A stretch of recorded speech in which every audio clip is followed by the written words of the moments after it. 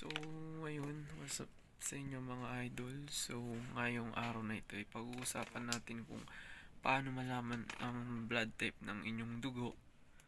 Kung curious kayo or what. So, hindi ko na patatagalin to at sabihin ko sa inyo yung proseso. Bali ganito. So, ayun guys, mabilisan lang dito ako pumunta sa LTO San Pedro Extension Office. If malapit kayo dito, pumunta na lang kayo, and dyan ako sa Muntinlupa lang naman ako nakatira. So ayan lang, ganyan lang kalayo yung ETA ko or estimated time arrival ko. So ayan guys, dito yan siya banda sa may jetty, and then papasok lang kayo dyan sa area na yan, and then dire-diretso yan, tamang lakad lang. If nakamotor kayo, okay lang yan guys, kasi dire-diretso lang yan. May bayad nga lang 10 piso sa parking sa motor at 20 pesos sa kotse. And ayan, dyan lang kayo guys.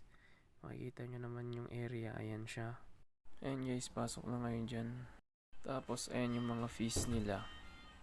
So ayun guys, bali gusto lang naman natin malaman yung blood type natin. Kaya 100 pesos na yung nagastos natin. And if curious kayo, gusto nyo ipalagay sa driver's license nyo, marami pang iba sigurong LTO offices na merong offer na ganun.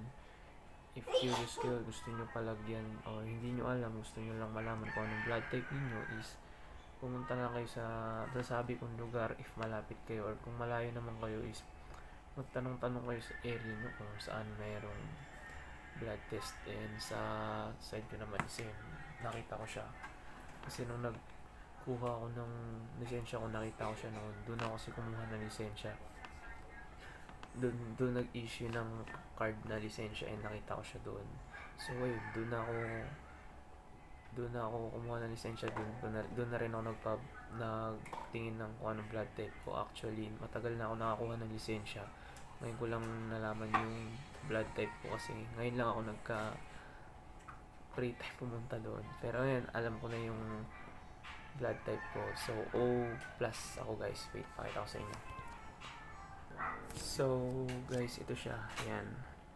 Ayan siya guys, kung nakikita nyo. Ewan ko kung baligtad, pero ayan.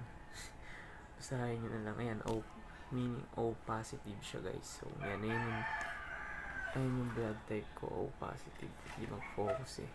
Pero ayan, so bali yung confirm. And ang gagawin lang naman nila doon is ano yun nila yung daliri nyo ng parang